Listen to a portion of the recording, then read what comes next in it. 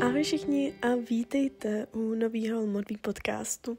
Já už jsem podcast nenahrávala hrozně dlouho a jsem trošku nervózní, abych byla upřímná. Už i proto, že jsem nemocná, nebo už je mi mnohem líp a zítra už půjdu do školy. Ale možná můžete slyšet na mém hlase, že to není úplně vončo jako v jiných dílech, takže se budu snažit mluvit co nejméně nosem, protože mám rýmu. Ale no nic neslibuju. Nagi je tu se mnou, teď se tady protahuje. A já bych asi ráda začala tím, proč nahrávám vůbec podcast, když se fyzicky ještě necítím úplně nejlíp. Protože to dneska má snad poprvé takovou special occasion, i když to není nic speciálního pro vás. A vlastně to není speciální jako v tom dobrém slova smyslu, ale je to spíš, že si potřebuju něco vyzkoušet. Já jsem teďkon ve třeťáku, kvůli anorexii jsem opakovala druhák a my máme seminář z češtiny. A na tom semináři máme mít povídání 10 minut o námi zvoleným tématu. A já jsem hrozně dlouho přemýšlela, co to téma pro mě bude.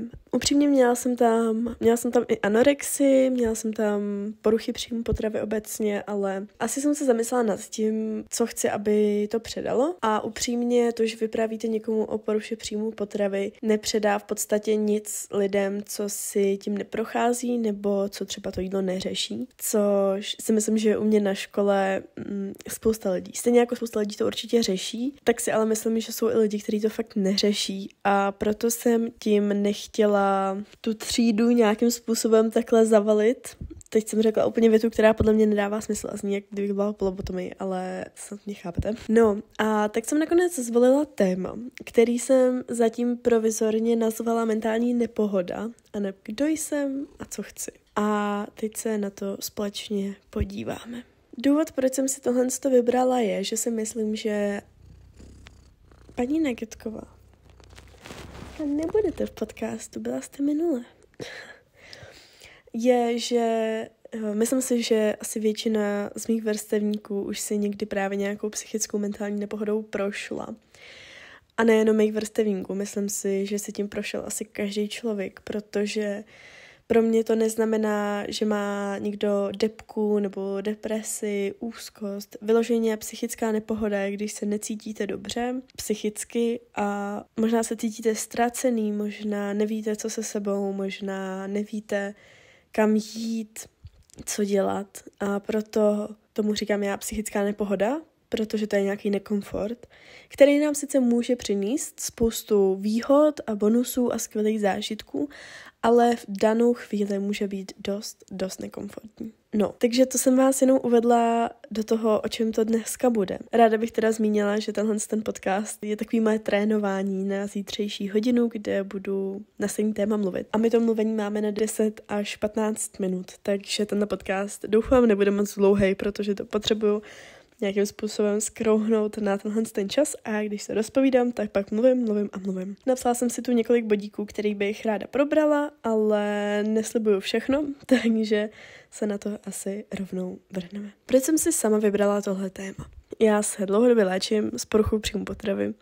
Není to takový, jakože řeknete, teď se budu léčit a pak už budu vyléčená. I wish, bohužel to tak prostě není a i přesto, že si myslím, že jsem na takových 90% vyléčená, tak prostě někdy přijde ten hlad, kdy si říkám, neměla bych to vzdát a tak. Takže porucha příjmu potravy byl určitě jeden velmi výrazný úsek mýho života, který asi se táhne do posud a nevím, jak dlouho se ještě bude táhnout, doufám, že už moc dlouho ne, ale možná jo, kdo ví. Potom jsem měla depresivní stavy, nevím, jestli byla přímo deprese, tak jsem to diagnostikovaný neměla jsem to diagnostikovaný jako depresi, protože jsem v době, kdy jsem se tím procházela, nebyla u psychiatra, jakož jsem nebyla schopná nikam dojít. Tím spíš jsem nebyla schopná vyprávět, co se mi děje a nebyla jsem schopná to říct nikomu, na to, abych to říkala člověku, který ho absolutně neznám. A obecně to bylo strašně složitý pro mě, já jsem nechodila do školy a bylo to vážně jako velmi špatný období v mém životě.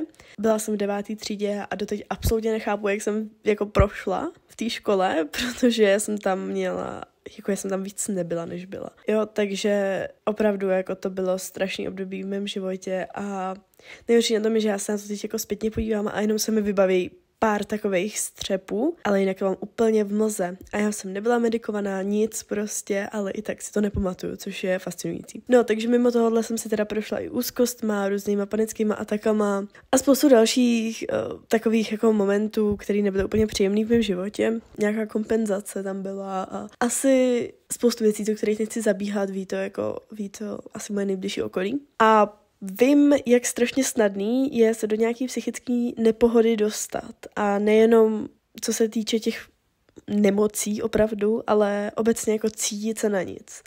Protože si myslím, že my se třeba v každém dnu trošku cítíme na nic, ale jsou nějaké věci, které nás prostě zasáhnou víc a potom se cítíme jako fakt v nepohodě třeba hodinu nebo delší dobu, že to není takový to, že se cítím na nic a pak přijde něco hezkýho a hnedka přepnu. A to je asi důvod, proč o tom chci mluvit, protože spoustu lidí neví, jak s tím pracovat a většinou máme tendenci si to všechno nechat uvnitř nás a dát pryč veškerý naše okolí, aby do toho nikdo nešťoural. Prostě my si to chceme nějak vyřešit, chceme to nechat odležet, chceme na to hlavně nemyslet. A to není dobře, protože to je všechen ten stres, který se nám pak hromadí v těle a jednou to vybouchne úplně. A to je ten důvod, proč o tom chci mluvit. Zároveň se s tím pojí i to, že čím víc my slyšíme od lidí, ty bys měla dělat tohle, ty bys neměla dělat tohle, tak tím víc my si ty jejich názory bereme na nás a pak vlastně se sami v sobě ztrácíme. A otázkou, kdo jsem a co chci, bych se ráda dostala k tomu, že vy nemusíte být tím, kým vám ostatní říkají, abyste byli. Nejdůležitější je, že vy se cítíte v pohodě. Vy nemusíte vědět, co chcete dělat, vy nemusíte vědět, kdo jste, protože to neví většina lidí. Já jsem měla obrovský problém. Myslím si, že spoustu lidí, co se léčí z nějaký mentální nemoci, s tím mají problém, protože často se s nima zachází jenom jako s tou nemocí a oni pak nevědí, proč by s nima teda někdo mluvil, když už nejsou nemocný a když už nejsou nemoc. A říkají si, tak co mám teď dělat, kdo vlastně jsem? Ale to je fakt ten extrémní příklad a pak jsou ty normální příklady, kdy prostě ten člověk neví, co chce dělat a potom někdy si přemýšlí nad tím jako, tak já nejsem v ničem speciální, tak kdo vlastně jsem? A o tom bych se taky ráda pobavila. Tím bych nějak uzavřela kapitolu, co vlastně znamená mentální nepohoda.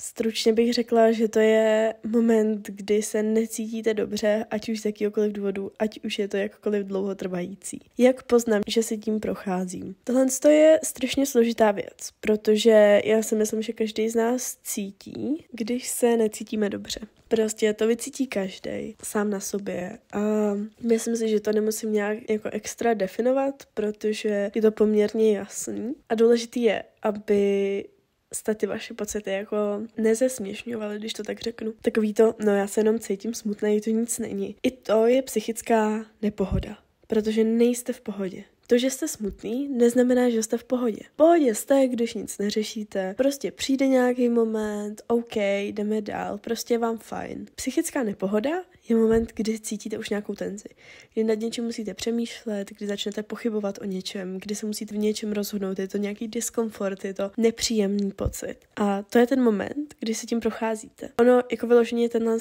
termín není nějak skloňovaný, protože je to prostě něco, co se nám děje v životě velmi často, řekla bych každý den a proto není úplně podstatný pro někoho o tom mluvit, ale já si myslím, že právě ty malý krůčky, jako je ta psychická nepohoda, vás dovedou právě k těm velkým problémům, jako jsou úzkosti a deprese. Proto je fajn na tohle se naučit reagovat, protože ono z nějaký nevinný myšlenky, tyjo, jsem smutná, protože mě opustil přítel, která prostě trvá dlouho a je velmi bolestivá, se začne stávat myšlenka, tyjo, opustil mě přítel, takže jsem k ničemu. A z myšlenky jsem k ničemu se začne stávat myšlenka, jsem k ničemu a nikdo mě už nebude mít nikdy rád. A čím víc se to prohlubuje, tím horší ty následky můžou být. Proto je důležitý na to klást ten důraz a hnedka to začít řešit od doby, co je to v počátku. Možný projevy můžou být fyzický, jako bolest na hrudníku. Můžete mít symptomy nějakého nastuzení, jenom kvůli tomu, že je nějaká situace diskomfortní, což se třeba dělo hodně mně,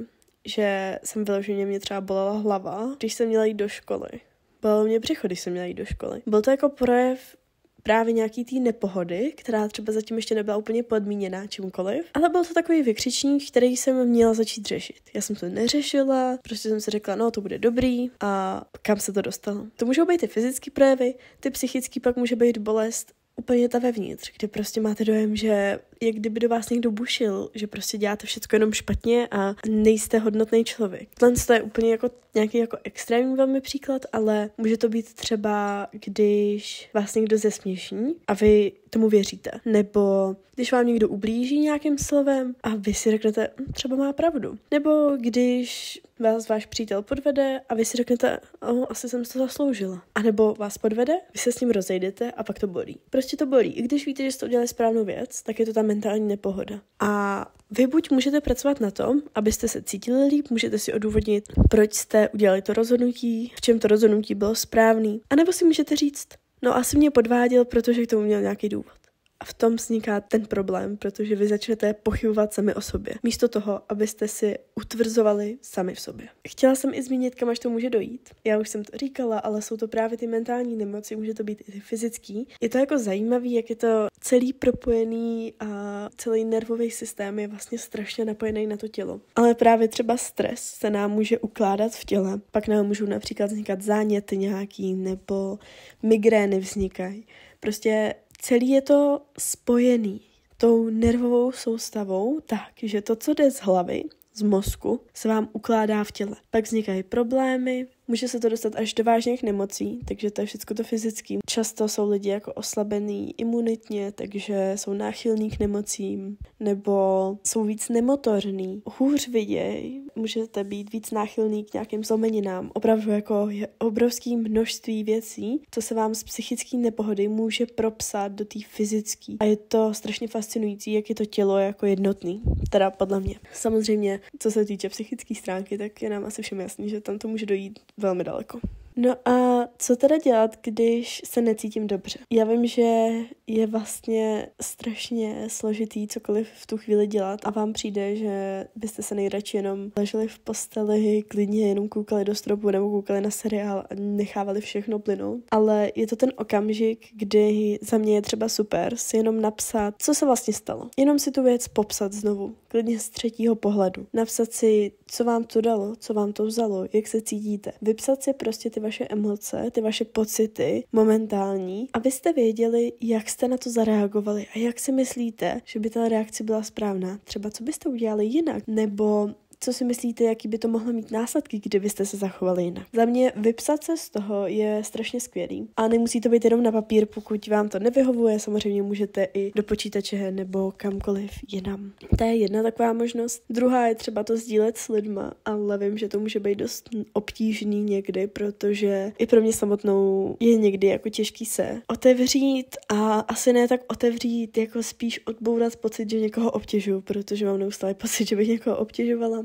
Takže to je jako velmi složitá věc i pro mě. Každopádně lidi určitě vám pomůžou, no a nebo se můžete 100% obrátit na nějakého odborníka. A tady je důležitý jako zmínit, že to, že je to v uvozovkách jenom mentální nepohoda, neznamená, že vy nemáte právo si o tom s kýmkoliv popovídat. Ono to není jenom, je to prostě nějaký váš stav, který prostě prožíváte a je pro vás velmi silný a chcete ho vyřešit. A díky tomu je super, že si tohle uvědomujete a chcete ho řešit. Jsou samozřejmě momenty, kdy se stane něco, co vás naštve, rozesmutní, vy si to někam napíšete a už je to v pohodě, nebo vás něco naštve, rozesmutní, vyjdete za vaším oblíbeným člověkem, ten vás obejme a je to v pohodě. A tohle jsou super momenty, kdy vám vlastně dojde, že každá ta psychická nepohoda není stejná a jsou opravdu jako jiný různorodý problémy, na který reagujete jinak.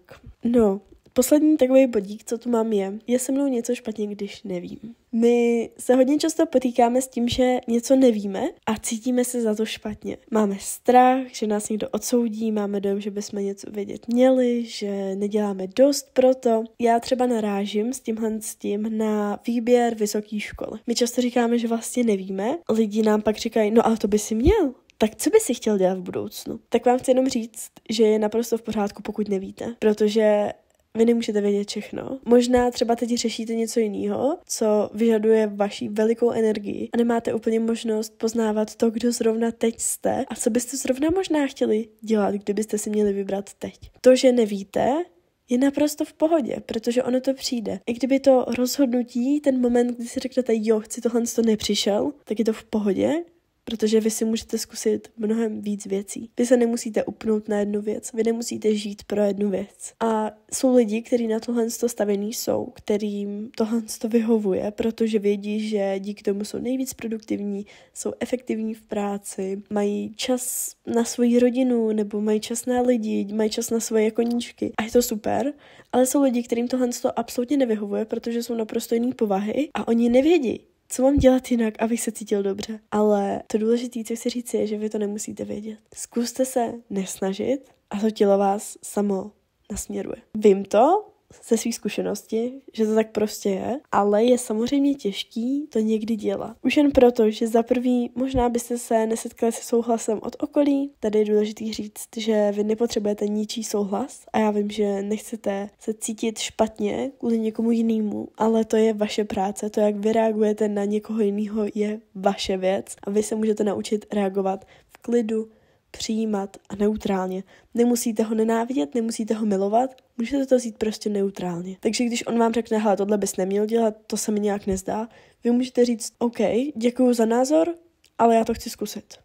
Je to naprosto v pohodě, nebyli jste zlí, nebyli jste neslušní, myslím si, že jste nebyli ani asertivní, prostě jste řekli, co vy chcete. A to je přesně ten moment, kdy vy se musíte naučit poznávat sami sebe. Tohle chci, tohle nechci a já nevím. A když nevíte, OK, je to úplně v pohodě. Ale nezůstávejte na jednom místě, zkoušejte, objevujte. A možná to bude celý váš život. A možná se nikdy nezastavíte v tom objevování a možná to bude to, co právě vám bude vyhovovat. A není na tom vůbec nic špatně. Na závěr bych ráda řekla, co si z toho plus minus odníst, protože vím, že to bylo docela dlouhý povídání. Asi bych chtěla prvotně zmínit, že ať už je to v uvozovkách jenom psychická nepohoda, neznamená to, že nemáte právo to řešit. Neznamená to, že byste se s tím měli potýkat sami. To vůbec ne. Určitě se zaměřte na to, co vám dělá dobře, co vy chcete. A pokud nevíte, co chcete, tak objevujte a zkoušejte. Je to úplně normální, zvlášť v našem věku, a vy nemusíte vědět, co teď chcete a co dělat nebo co nedělat. Ono to přijde. Jenom si věřte. Poslouchejte svoje tělo a dejte tu energii sami do sebe. Tak jo, doufám, že se vám dnešní mini podcastík líbil a dejte mi vědět, co si o tom myslíte, já jsem z toho trošku nervózní. Tak jo, mějte se krásně, mám vás moc ráda. Ahoj.